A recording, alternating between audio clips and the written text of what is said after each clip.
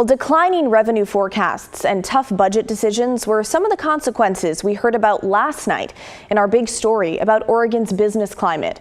We talked with the head of a business advocacy group, Oregon Business and Industry, and then we heard from Jordan Schnitzer, who joined us live, getting the developers' thoughts. If you missed our segment last night, watch it anytime on the KGW YouTube channel. Both Schnitzer and business advocates were pretty blunt. Oregon is not the most business-friendly state, and a, quote, attitude adjustment is needed in Salem to turn things around. Well, many of you agreed. George wrote to us saying, I run a 50-year-old Oregon family business, and we have moved out of Portland to Beaverton. I have never had a government person walk in the door to ask how they could help me grow our business and create jobs. Jordan clearly stated that government is out of touch and only interested in raising taxes.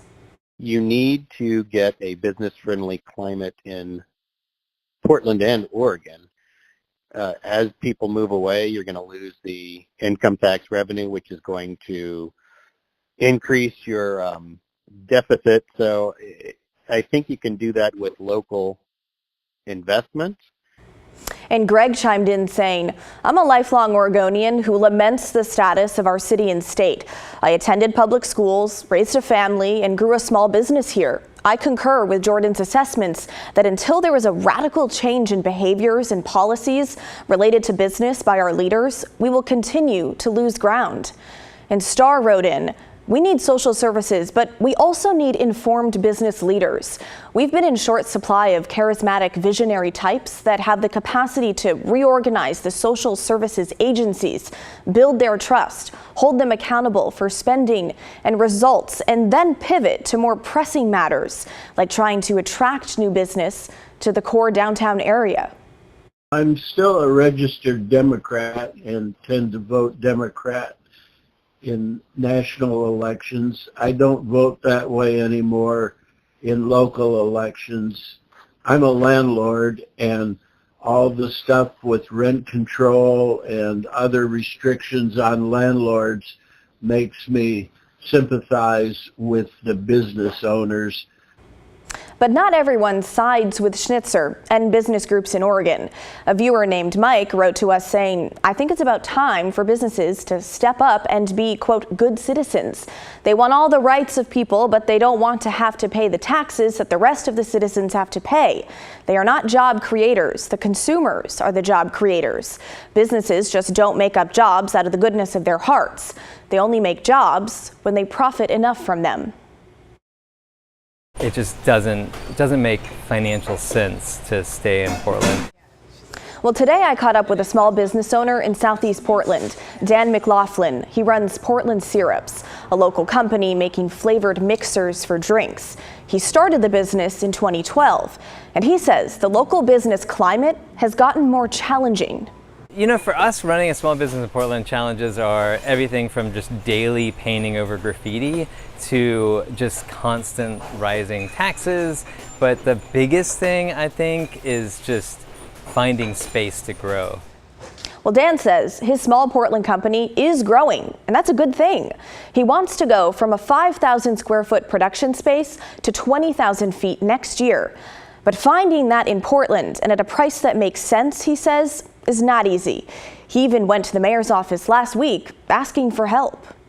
When I asked them, you know, what's the incentive to stay when my business next year it will cost us about $68,000 in taxes to stay in Portland as opposed to going to Clackamas County or Oregon City.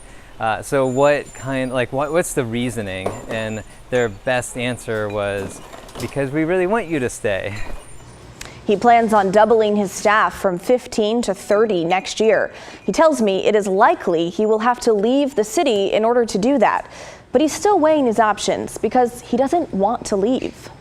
And we're literally Portland Syrups. I mean, we named ourselves after the city in 2012 because we love it, and it was a mecca for food and beverage, and we really love Portland. But we might have to leave Portland, and not just because of the finances, because it's, you know, to buy a new space and to get it permitted, it just takes ages. I think the city has a PR issue, and I think that right now people aren't coming to Portland like they used to, and I think that we need to change how the nation sees us and the world sees us, and I don't think that the leaders understand how important it is and how fast we are losing our positioning in the country. A spokesperson for the mayor's office sent us the following statement, saying in part, Portland Syrups is a valued part of our local business community, and Mayor Wilson remains committed to fostering a strong business environment in Portland. We understand the challenges of navigating taxes and expansion costs and are actively working with businesses like Portland Syrups to explore potential solutions. It went on saying the mayor's office recently met with Mr. McLaughlin and encouraged him to stay in Portland. Mr. McLaughlin has already been in contact with Prosper Portland's food and beverage liaison, and we're continuing discussions to help identify a suitable space for his expansion. Well, I texted Dan about 90 minutes ago, and he said there were no action items following his meeting with the city, and he's waiting on some kind of follow-up. Now, it's worth noting, in Mayor Wilson's proposed budget, he calls for a more than $6 million cut in general funds to Prosper Portland. That's the city office focused on building an equitable economy. If approved, that cut would result in the early termination of some program contracts, programs meant to help small businesses here, just like Dan's.